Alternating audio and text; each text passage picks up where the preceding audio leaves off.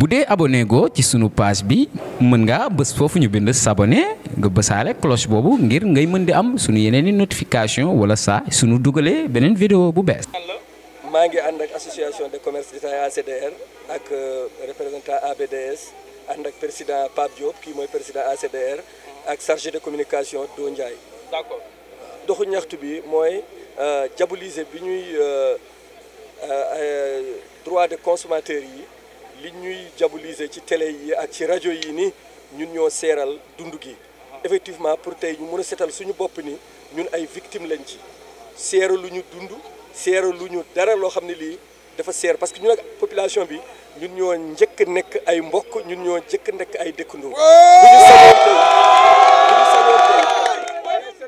bu ñu sañoon tey kilo ceeb day dellu ci 100 francs kilo suukar 250 te dañ koy jaay population bi c'est-à-dire que nañu cité poste de responsabilité yi fu mu jógee ñu wax seen askan dëgg ñun dañuy jënd lu cher jaay lu seer saako dugub mu ngi jar 26 000 francs te fii lay jógewul fenn importé wuñ kon kilo bi il faut mu jar 550 mënuñu si dara dañuy liggéey léegi nag loolu nañ ko xool loolu la njëkk bëgg état bu Sénégal xool ko ñaareel position bi tax ñu boutique détail koñ yi ñi nga xam ni ñoom ñun ñoo nekk coin plus reculé ci dëkk bi ñun ñu nga xam ni ñun ñoo prêt à la population ñun la ñu wax ñun ñooy seeral bagages yi te or que loolu amul dañu bëgg wax population Sénégal loolu amul kuy jënd benn saaku soble wala benn saaku pomme de terre wala benn saaku suukar mënoo seeral bagage ndax yow amoo lu doy ba nga mën ko seeral nañu xool beneen point fan la jóge parce que ñoom ñoo war a def seen ay investigation ba xam lan mooy problème bi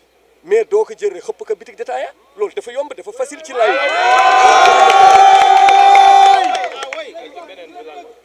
deuxième point bi mooy tamit ñun dañuy liggéey fii nekk ay doomu réewu Sénégal dëkk fii ci Fuuta ak Ranérou gii mais toujours dañuy wax ay pour le Fuuta lañu parce que ñoo fiy teg ndawal dañuy seeral marchandise yi loolu nag la ñu bëgg jël peuple Sénégal témoin Sénégal bi histoire sosoo ba léegi Sénégal dafa am ay pël.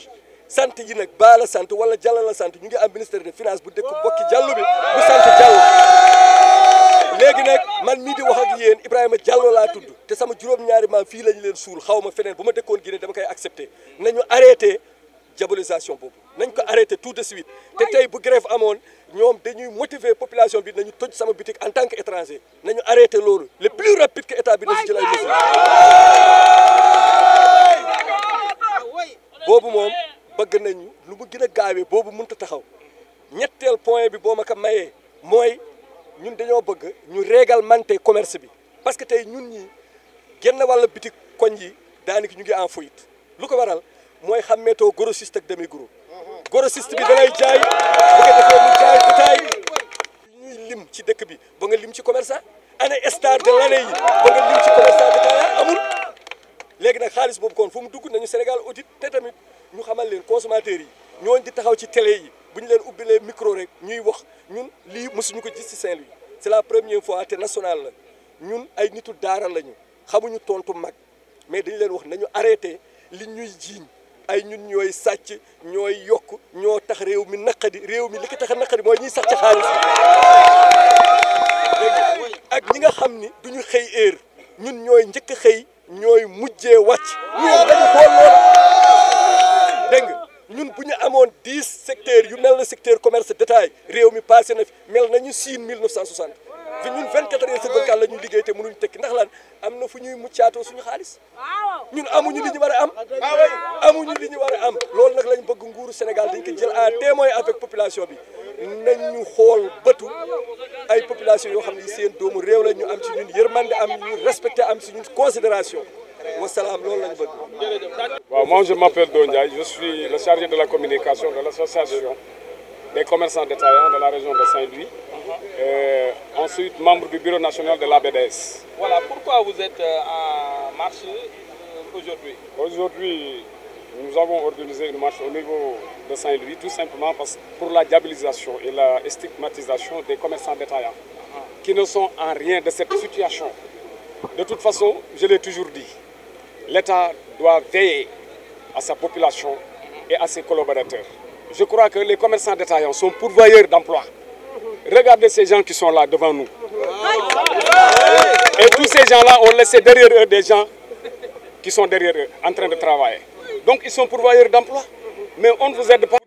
Vous êtes les plus mauvais de la société. Moi, je pense qu'on doit cesser de traiter de la sorte ces commerçants détaillants, qui sont des voleurs sénégalais, qui ont investi leurs moyens.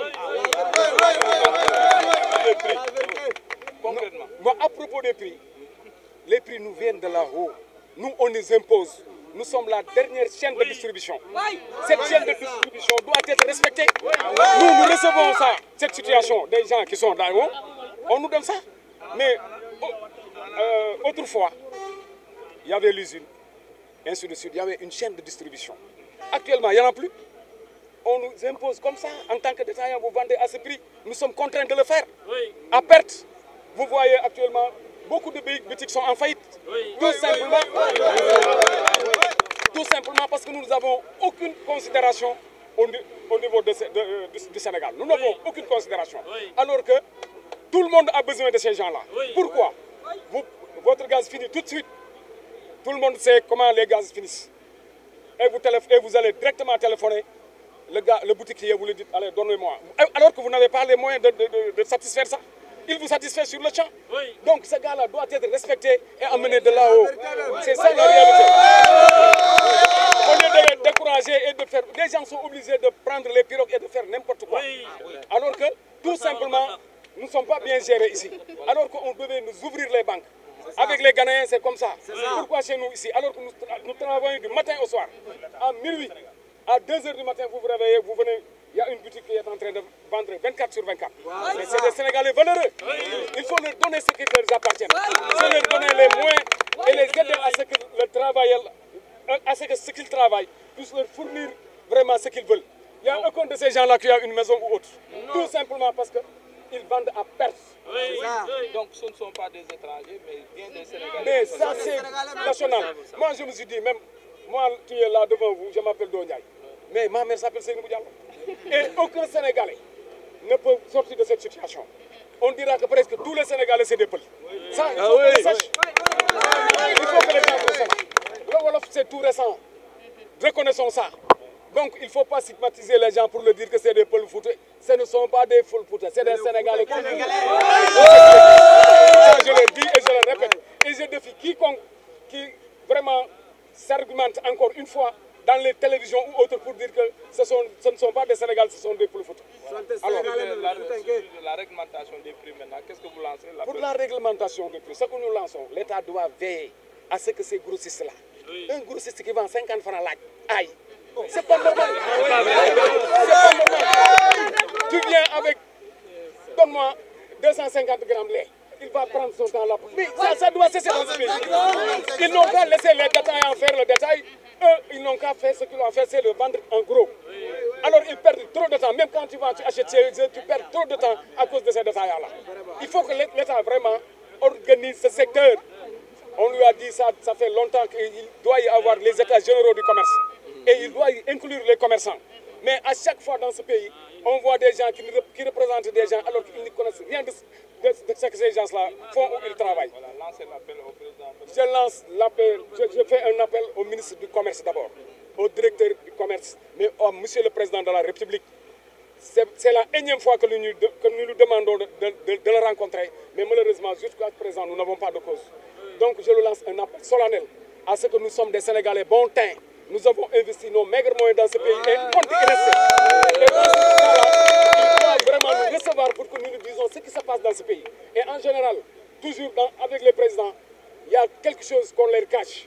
Alors nous voulons lui dire la vérité. Il n'a qu'à nous appeler. On va lui dire tout ce qui se passe dans le commerce pour qu'il puisse rectifier la situation. waaw mbirum gaz bi fan yi dañu see sonal distribution bi fan yi dañuy sonn pour ñu jot ci gaz pour soo waxee ñu ne guerre bi et tout.